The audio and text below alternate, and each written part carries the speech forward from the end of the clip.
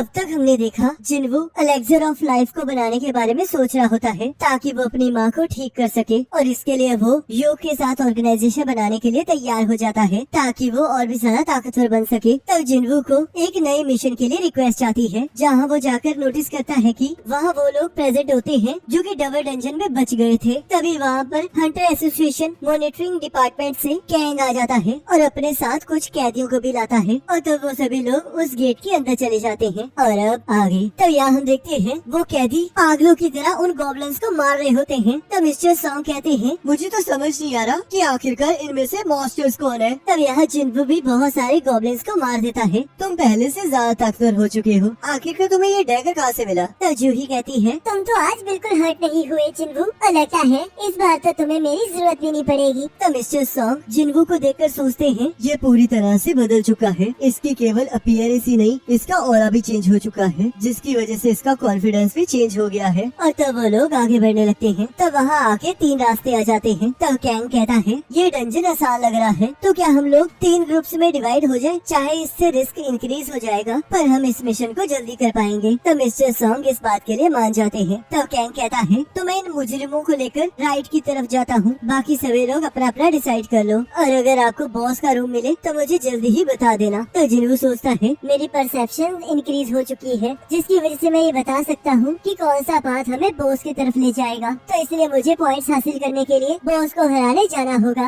और कहता है, मिस्टर सॉन्ग चलिए लेफ्ट की तरफ चलते हैं। तो यहाँ किम और उसका साथी सेंटर वाले पाथ में चले जाते हैं। तब वो पर्सन कहता है, मैं ये उम्मीद करता हूँ कि ये मिशन अच्छा जाए। तब किम कहता है, ये अच्छा जाएगा क्योंकि वो लोग सबसे कमजोर हंटर को यहाँ लाए हैं, तो इसलिए ये डंजन आसान होगा। तब वो पर्सन कहता है, पिछली बार भी हमने यही सोचा था, पर देखो क्या हुआ था। तब किम कहता है, मैंने डिसाइड कर लिया है, जब ये मिशन खत्म हो जाएगा तब मैं जिन्वू से माफी मांगूंगा। तुम भी ये भूल नहीं पा रहे ना कि हम उस टाइम उसे वहाँ छोड़कर भाग गए थे। मैंने उस टाइम ये अपनी फैमिली के लिए किया था, पर ये इस चीज को नहीं बदल सकता कि मैंने उस टाइम अपने साथियों को वहाँ मरने के लिए छोड़ दिया था। तो अगर अब मुझे हंटर बने रहना है तो मुझे अपनी गलतियों को मानना होगा। तब वो पर्सन कहता है, क्या वो हमें माफ करेगा? तब किम कहता है, वैसे तो वो हमें कभी माफ नहीं करेगा, पर फिर भी हमें उससे माफी मांगनी चाहिए। और तब वो लोग आगे बढ़ने लगते हैं। और यहाँ हम देखते हैं सारे कैदियों ने सभी गोब्लिन्स को मार दिया होता है। तब कैंग कहता है, तुम लोगों ने इसे मार ही दिया, तो बताओ अगर ये लोग ह्यूमंस होते तो क्या तुम उन्हें भी ऐसे ही मार देते? तब एक पर्सन कहता है, ह्यूमन मॉन्स्टर से अलग नहीं होते हैं, तो इसलिए उन्हें मारना भी बिल्कुल अलग नहीं होता। तब हमें एक फ्लैशबैक दिखाया जाता है, जहाँ एक लड़की के फादर कैंग से कह रहे होते हैं कि 3 लोगों ने मेरी बेटी की जिंदगी तबाह कर दी है, जिस वजह से उसने सुसाइड कर लिया है, और मेरी वाइफ भी मेंटल ट्रॉमा की वजह से अब हॉस्पिटल में एडमिट है। पर वो लोग कुछ ही सालों में छूट जाएंगे, जैसे कि वहाँ कुछ भी नहीं हुआ था, और उनके पास अपना हंटर लाइसेंस होगा। मैंने सुना है कि हंटर अगर रेड मिशन में पार्टिसिपेट करेंगे तो उनकी सजा कम हो जाएगी। ये बिल्कुल गलत बात है। उनकी वजह से मेरी बेटी चली गई है और वो कभी वापस नहीं आने वाली, इसलिए मैं आपको ये 3 बिलियन देता हूँ, पर प्लीज मेरे लिए उन लोगों को मार डालो। किसी को भी नहीं पता चलेगा कि उस डंजन में क्या हुआ था, तो प्लीज ऐसा कर दीजिए। तब यहाँ कैंग कहता है, यहाँ से जाने के बाद मैं सर्वेलेंस टीम को बता दूंगा कि तुम्हें वहाँ पर 100 गॉब्लिन्स मिले थे और तुम लोग उसमें मारे गए। तभी हम यहाँ देखते हैं कि किम और उसका साथी भी कैंग के पास पहुँच जाते हैं, जहाँ पर वो 2 लोगों को मार चुका होता है, और आखिरी पर्सन को मारते हुए कह रहा होता है कि ऐसा मत सोचो कि तुम इतनी आसानी से मर जाओगे, क्योंकि मैं तुम लोगों को मारने से पहले तुम्हें बहुत ज्यादा टॉर्चर करने वाला हूँ, और मुझे यही करने के लिए कहा गया है। तब किम कहता है, आखिरकार तुम ये क्या कर रहे हो? तब कैंग कहता है, तो वो 2 रास्ते आपस में जुड़े हुए थे, जिसका मतलब वो लेफ्ट वाला रास्ता ही उस बॉस की तरफ जाता है। इससे तो मेरा काफी टाइम बच गया। और तब वो उस कैदी का सिर घर से अलग कर देता है और किम और उसके साथी की तरफ बढ़ने लगता है। तब यहाँ जिन्वू सोचता है, ये कैंग तो वही है जो कि वो के साथ मुझे हॉस्पिटल में मिलने आया था, तो मैं उम्मीद करता हूँ कि इसे मैं याद ना हूँ। तभी उन्हें चीखने की आवाजें सुनाई देने लगती हैं, और तब वो दूसरे रास्ते पर जाकर देखते हैं सभी लोग मारे गए होते हैं। तब वहाँ सिर्फ मिस्टर किम जिंदा होते हैं, और जिन्वू जूही को उन्हें ठीक करने के लिए कहता है। तब मिस्टर सॉन्ग सोचते हैं, ये जख्म मैजिक बीस्ट की वजह से नहीं है, ऐसा लग रहा है जैसे कि किसी ह्यूमन ने इन पर हमला किया है। तब किम कहता है, मुझे हील करना बंद करो, तुम मुझे नहीं बचा पाओगी। तब जिन्वू कहता है, आखिरकार तुम क्या कह रहे हो? तुम्हें अपनी फैमिली के लिए जीना होगा, और तुम्हें इसलिए भी जीना होगा ताकि मैं तुमसे हमेशा नफरत कर सकूं।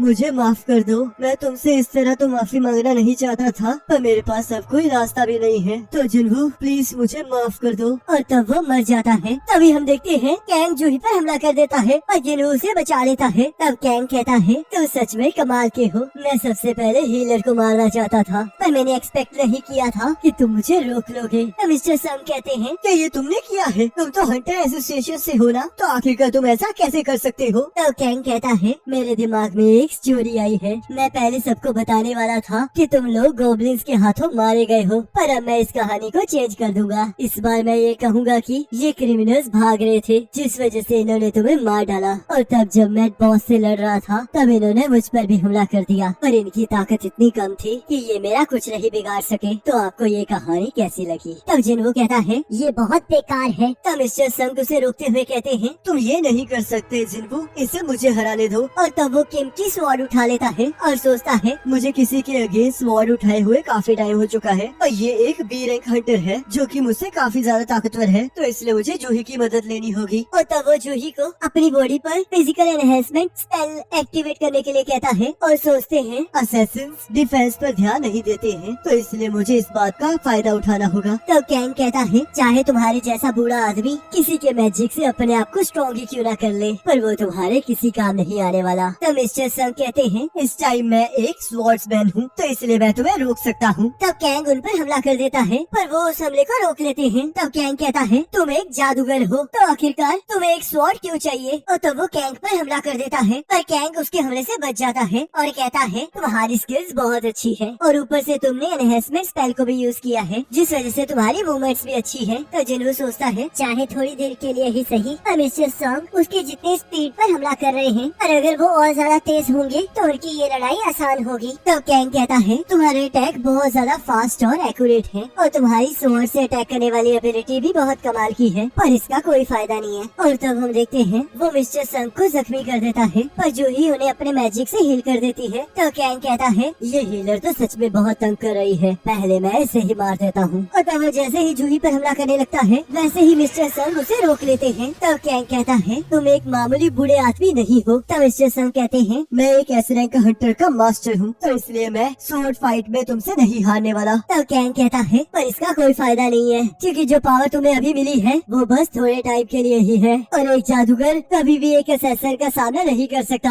और तब वो मिस्टर संग पर बार बार हमला करता है जिससे उनकी बुरी हालत हो जाती है। तो जूही भी अपनी पावर खत्म हो जाने की वजह से उनकी मदद नहीं कर पाती। तब कैंग कहता है लगता है तुम्हारा अंत आ चुका है और उन पर जैसे ही हमला करने लगता है वैसे ही मिस्टर संग अपने मैजिक से उसे जलाने की कोशिश करते हैं। तब कैंग बच जाता है और कहता है तुमने एक स्वॉर्ड्समैन की तरह एक्टिंग की जिस वजह से मैं ये भूल गया कि तुम एक जादूगर हो, और जैसे ही मैंने तुम पर फाइनल अटैक किया तब तुमने बड़ी ही चालाकी से मुझ पर मैजिकल अटैक कर दिया। तुम्हारा ये प्लान सच में बहुत कमाल का था। और तो वो जैसे ही मिस्टर सॉन्ग पर हमला करने लगता है तभी हम देखते हैं जिन्हू बीच में आ जाता है। तो कैंग कहता है तुम फिर से बीच में आ गए, आखिरकार तुम हो कौन? तो जिन्हू कहता है मैं संग जिन्हू हूँ, एक ई रैंक हंटर। आखिरकार ये कैसे पॉसिबल है? अगर तुम पावर टाइप ई रैंकर हो तो तुम्हारे पास ऐसी स्ट्रेंथ नहीं होनी चाहिए, पर फिर भी तुम इतनी फास्ट रिएक्ट किए कि तुम बड़ी आसानी से मेरे अटैक्स को रोक पाए। क्या तुम असैसिन हो? पर इससे कोई फर्क नहीं पड़ता, मैं तुम्हें देखकर बता सकता हूँ कि तुम अपनी असली पावर छुपा रहे हो। तुम लोग एक दूसरे को जानते हो जिसका मतलब तुम एक फॉल्स रैंकर नहीं हो सकते, नहीं तो तुमने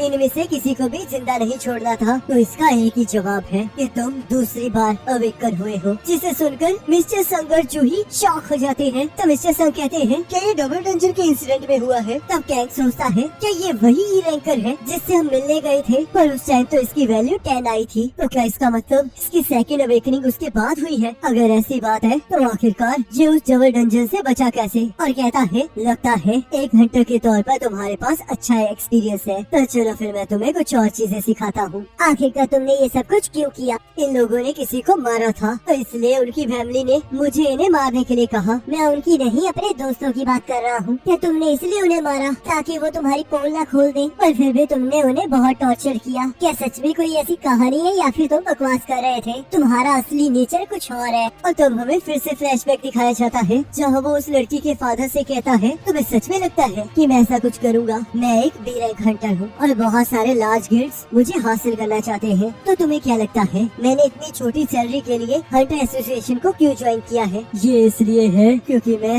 मैजिक बीस्ट से ज्यादा लोगों को मारना पसंद करता हूँ। और तब वो जिन्हू पर हमला कर देता है और कहता है चाहे तुम दूसरी बार बार अवेकन हुए हो पर तुम ज्यादा स्ट्रॉन्ग नहीं हो सकते, तुम अभी भी बहुत स्लो हो। और तब जिन्वू उस पर और भी तेजी से हमला करने लगता है और तब हम देखते हैं जूही और मिस्टर सॉन्ग उनके मूवमेंट्स को ट्रैक नहीं कर पा रहे होते। तब मिस्टर सॉन्ग कहते हैं ये वो जिन्वू नहीं रहा जिसे मैं जानता था। तब यहाँ कैंग सोचता है हमारी स्पीड बराबर है पर चाहे हमारी स्किल्स और स्ट्रेंथ सेम है पर तुम्हारा एक्सपीरियंस एक हाई लेवल अपोनेंट के सामने कुछ भी नहीं है, तो इसी वजह से तुम हारोगे। और तब वो जिन्वू को एक रोच लगाने में कामयाब हो जाता है। तब कैंग कहता है तुम सच में बहुत ताकतवर हो, क्या तुम अपने किलिंग इंटेंट को थोड़ा कम रखोगे? पर अब इसका कोई फायदा नहीं है क्योंकि सिस्टम ने तुम्हें मेरा एनिमी मान लिया है। अब मेरे पास एक और रीजन है तुम्हें मारने का। तब कैंग सोचता है आखिरकार ये किस सिस्टम की बात कर रहा है। और तब हम देखते हैं जिन्वू अपनी स्किल को यूज करके और भी ज्यादा तेज हो जाता है और अपने डैगर से कैंग के अंदर पॉइजन इंजेक्ट कर देता है। पर कैंग अपनी पावर से उसके इफेक्ट को खत्म कर देता है और सोचता है ये तो सच में बहुत ताकतवर है, तो अब इसे कुछ इंटरेस्टिंग दिखाने का वक्त आ चुका है। और तो वो वहाँ से गायब हो जाता है और कहता है मैंने अपने आप को पूरी तरह से छुपा लिया है पर तुम्हारी सेंसेस फिर भी शार्प है। ये मेरी स्किल है जिसका नाम स्ट्रेंथ है और ये किसी की शेप, साउंड और सेंट को दूसरों से छुपा देती है। और असैसिन्स में भी कुछ ही लोग हैं जो इसे हासिल कर पाते हैं और जो लोग जानते हैं कि मेरे पास ये स्किल है वो अब जिंदा नहीं है। और तो वो जिन्वू पर हमला करने में कामयाब हो जाता है। तब कैंग कहता है अब मैंने तुम्हारी लात पर हमला करके तुम्हारा तेज स्पीड से भागना रोक दिया है। तब जूही जिन्वू की मदद करने के लिए आगे आने लगती है। तब कैंग कहता है वही रुक जाओ, इसे मारने के बाद तुम्हारी ही बारी है। तो अब तुम बताओ कि क्या तुम अपनी जख्मी लात के साथ मेरे अटैक को डॉज कर पाओगे। तब जिन्वू कहता है अपना मुंह बंद रखो और अपने डेली क्वेस्ट की वजह से अपने आप को हील कर लेता है। तो कैंग सोचता है आखिरकार ये कैसे हुआ, मैंने ऐसा कभी नहीं सुना कि एक फाइटर के पास कभी कोई हीलिंग मैजिक हो। आखिरकार ये इसे कितनी बार यूज कर सकता है, मैं तो इसे प्रेडिक्ट भी नहीं कर सकता। इसका मतलब ये सच में खतरनाक है। तो जिन्वू कहता है मैंने अपना एक और इमोशन खो दिया और अब मुझे लगता है कि अब मुझे तुम्हारे जैसे पर्सन पर गुस्सा भी नहीं करना चाहिए। तो ये बात है, तुमने पहले भी किसी को मारा होगा, तुम तो बिल्कुल मेरी तरह निकले। तब मिस्टर सॉन्ग सोचते हैं इससे पक्का बहुत कम टाइम में बहुत डिफिकल्ट चॉइसेस की होंगी जिस वजह से ये ऐसा बन गया है। तो कैंग कहता है अवेकनिंग एक ऐसी पावर है जो इस वर्ल्ड के रूल्स को चेंज कर लेती है। ये डंजन हंटर्स के लिए एक बिना कानून की जगह है जहाँ सिर्फ वही जीतता है जो स्ट्रॉन्ग होता है। और तब वो फिर से गायब हो जाता है और हम देखते हैं जिन्वू उसके सारे अटैक्स को रोकने लगता है। तब कैंग सोचता है ये तो मेरी किलिंग अटेम्प्ट से मेरी पोजीशन का पता लगा रहा है पर ये फिर भी मेरी एग्जैक्ट लोकेशन को नहीं पता लगा सकता। और तब जिन्वू अपनी मर्डरर्स इंटेंट स्किल को एक्टिवेट कर लेता है जिससे वहाँ चारों तरफ अंधेरा हो जाता है और कैंग को वो अंधेरा महसूस होता है। और हम देखते हैं जिन्वू का डैगर उसके आर पार हो चुका होता है। तो कैंग कहता है तुमने मुझसे पूछा था ना कि मैं लोगों को क्यों मारता हूँ। एक हंटर दूसरे लोगों की तरह बिल्कुल नहीं होता क्योंकि वो हमेशा मौत के साथ खेलता रहता है और तुम भी वैसे ही हो। हम दोनों ही किलिंग मशीन्स बन चुके हैं तो इसलिए मैं जो एक लूजर है वो मरेगा और यही एक लॉजिकल रूल है। पर आखिरकार तुम हो कौन? तुम एक असैसिन हो जो कि हीलिंग मैजिक यूज कर सकता है, मैंने कभी भी ऐसा नहीं सुना है। तो जिन्वू कहता है मुझे भी नहीं पता कि मैं कौन हूँ। पर अब जब तुमने मुझे मार दिया है तो तुम अपनी आइडेंटिटी लोगों से नहीं छुपा पाओगे। तब क्या होगा जब मैं तुमसे ये कहूँ कि मैं एक ऐसा हंटर हूँ जो हमेशा ग्रो करता रहता है। जिसे सुनकर कैंग हंसते हुए कहता है तुम्हारी परछाई पहले ही डार्कनेस के साथ अटैच्ड है तो तुम एक ऐसी पावर हो जिसका कोई मुकाबला नहीं है। पर तुम थोड़ा ध्यान रखना क्योंकि जब तुम उस परछाई में देखोगे तब वो परछाई तुम्हें भी दोबारा से घूरेगी। और तब हम देखते हैं जिन्वू को कैंग को मारने से रिवॉर्ड्स मिलते हैं और वो सोचता है ये सच है कि लड़ने से मेरी पावर बढ़ रही है पर मुझे फील हो रहा है कि इसके साथ साथ मैं कुछ खोता भी जा रहा हूँ। और तब मिस्टर सॉन्ग और जूही उसे थैंक यू कहते हैं। तब जिन्वू कहता है आप लोग बाहर चले जाइए, मुझे अभी इस डंजन को क्लोज भी करना है। और तब वो लोग वहाँ चले जाते हैं और जिन्वू बॉस को हराकर वापस आ जाता है। तब थोड़ी देर बाद वो भी वहाँ आ जाता है और सोचता है मुझे नहीं लगा था कि कैंग उन मर्डरर्स में इन्वॉल्व है पर मुझे उस पर पहले से ही शक था पर मैंने ज्यादा ध्यान नहीं दिया। और तब वो जिन्वू को देखकर सोचता है ये तो वही रैंकर है जिससे हम पहले मिले थे पर अब तो ये चेंज लग रहा है। और तब वो कहता है मुझे माफ कर देना कि मेरे साथी की वजह से आपको प्रॉब्लम हुई, तो क्या आप हमें बता सकते हैं कि मेरे साथी को किसने मारा है? तब जिन्वू सोचता है लगता है अब मैं अपनी आइडेंटिटी को ज्यादा देर हाइड नहीं रख पाऊंगा जिसका मतलब यो के साथ मेरा कोलैबोरेशन अब यही खत्म होता है। और तब हम देखते हैं मिस्टर सॉन्ग सारा इंसान खुद पर ले लेते हैं। तब वो कहता है, पर आप तो एक सी रैंक हंटर हैं, तो आपने एक बी रैंक हंटर को कैसे हराया? तब मिस्टर सॉन्ग जूही की तरफ इशारा करते हैं। तब वो कहता है, तो आपने एक हीलर की मदद से उसे हराया है। और सोचता है, कैंग एक टॉप रैंक का बी रैंक हंटर था, तो इसलिए मुझे नहीं लगता कि एक सी रैंक मेज हंटर उसे इतनी आसानी से हरा सकता है। और तब वो वहाँ से चला जाता है। तब जिन्हो सोचता है, इस टाइम मैं ये नहीं बता सकता कि मैंने कैंग को मारा है। चाहे मैं ये पहचान ना सकूं, पर मुझे पूरा यकीन है कि ये पर्सन ए रैंक हंटर है, तो इसलिए मैं इस टाइम इसका सामना नहीं कर सकता। तब मिस्टर सॉन्ग कहते हैं, क्या मैं कुछ ज्यादा बोल गया? मुझे पूरा यकीन है कि तुम्हारे पास अपनी स्ट्रेंथ को छुपाने का कोई न कोई रीजन है, तो इसलिए मैंने कुछ नहीं कहा। और इसे ऐसे मान लो कि जो मेरी जान बचाकर तुमने मुझ पर एहसान किया था, आज मैंने उसे उतार दिया है। तब हमें यहाँ पता चलता है 3 घंटे बाद वो पर्सन जिसने कैंग को उन प्रिजनर्स को मारने के लिए कहा था, उसने खुद को पुलिस के हवाले कर दिया, जिसकी वजह से ये केस एक सेल्फ डिफेंस के अंडर क्लोज हो गया। तब यहाँ जूही जिन्वू को वो मैजिक आइटम दिखाती है जो उसने डबल डंजन में उसे दिया था, और इसी के साथ एपिसोड खत्म हो जाता है। अब नेक्स्ट एपिसोड का लिंक आपके स्क्रीन पर आ रहा होगा, उस पर क्लिक करके अगले एपिसोड को देख सकते हो।